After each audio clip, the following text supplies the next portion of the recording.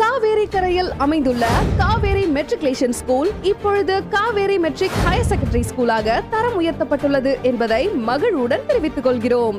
நமது பள்ளியில் well experience teachers and high quality education தரப்படுகிறது.